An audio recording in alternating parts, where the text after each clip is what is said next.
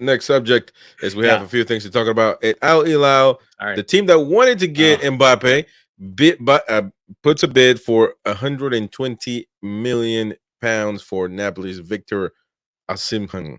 How do you say his last name? Osimhen. Osimhen. Victor Osimhen. Dang it. Anyways, So and also offered a 1 million pound per week. I mean, I want that. yes, we all do. I can be the This podcaster would for Al Hilal.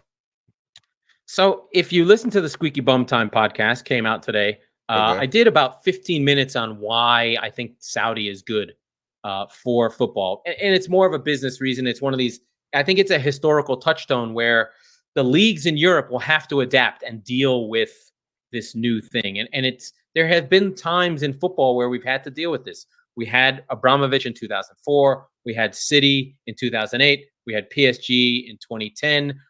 Alex Ferguson earlier on, sort of changing the Premier League, and then Wenger, I think, from a player personnel perspective, and the Bosman ruling. I think those are sort of like the 4 or 5 big historical things that have happened in football that have shaped the way football is today. And I think that ultimately football is going to have to adapt to this. It doesn't seem like it's going anywhere. But from the Osimhen perspective, this is bad. He's too young to go to this league. It would be a mistake because he'll disappear. We won't see them. Sorry.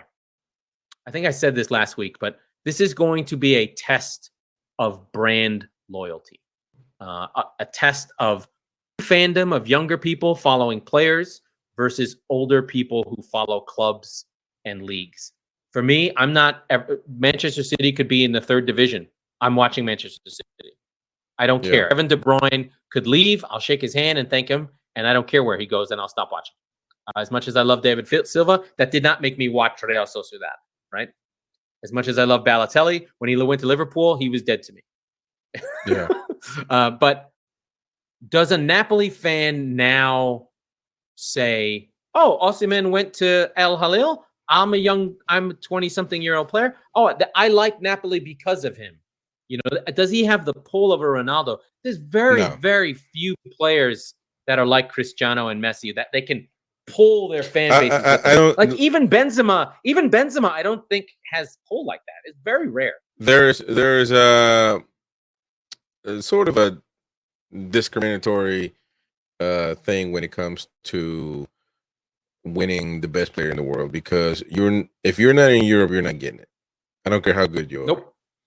And that's why kind of the one main reason as to why Messi wouldn't win it is because he left Europe, and I don't think UEFA is going to appreciate that much, even though he won the World Cup with Argentina, which was the price that he followed forever. But so at 24, I just don't know that, because he's one of the players that actually, in the future could be a really top player. By the way, PSG is trying to get him as well. So I think that could be a more likely scenario for him. But I don't, like, if you're a young player that's trying to, that's kind of your future, and you see it like, man, all these things are happening. I'm really that good. You know what I mean? It's not just you saying that. Like, I can see clubs are wanting to pay me. They want to pay me $1 million a week. So I just don't think that any young player goes to Saudi Arabia that they're going to be in that under those lights. Like, they're not going to be considered for anything, to be honest with you. One thing I do think about is, and I have been thinking about this a lot with regards to my own team, Manchester City. I think that we do have a Eurocentric view of what football is. We follow European news. We follow English news. It's in English. Those sites are in English. We're not sort of following the greater global game in terms of what's happening in Asia, or how it's viewed, or Japan, or Singapore, or whatever. Like, City sold out four dates in Japan. That's not talked about. We're still like, oh, we have no fans, right? Well, what I'm trying to drive at is there may be a groundswell of fandom that we're not really aware of, where we're just like, oh, why would you go to Saudi Arabia? When in fact, underneath, all of Africa may be exploding underneath and following these players in a different way than we do. It's obvious this is the most popular sport in the world, and the biggest, and that's why it's the biggest. And so, I mean, fans are going to be there. I mean, it's unfortunate because, like, a Peruvian comrade Paulo Guerrero, when he played with Corinthians, he scored the goal for the World Cup against Chelsea, and they beat them. And he was actually considered closer than ever to win a Ballon d'Or. But everybody in Peru riled up, and everybody was excited in South America. But he wasn't going to win that. You know what I mean? There was no such a thing. He's not going to sell. You know what I mean? He doesn't sell. What sells is Messi and everybody. Those type of players. So I think that it was unjust that even Xavi didn't win one, even though he was European. But because Messi was so hot in the moment, that there's no way they weren't gonna give him. You know what I'm saying? But even you discussing the Ballon d'Or and these types of things and Player of the Year awards, they're well, only because I'm so sort of Anglo focused.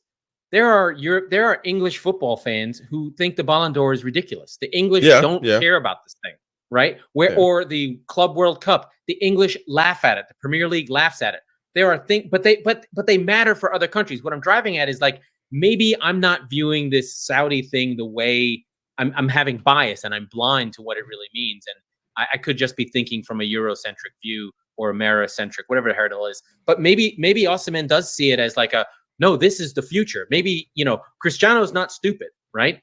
He may be seeing something that we're not sort of seeing because of our sort of Eurocentric view. And I'm willing to be wrong, right? But when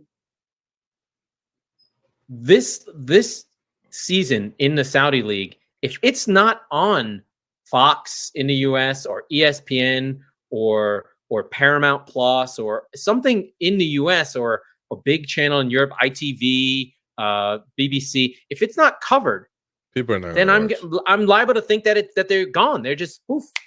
They're playing in a vacuum. Yeah. Right? Because it's got to get televised. If it's not on, it doesn't count. Yeah. Right? Anyways, if I'm that league, I'm putting all the games on YouTube for free.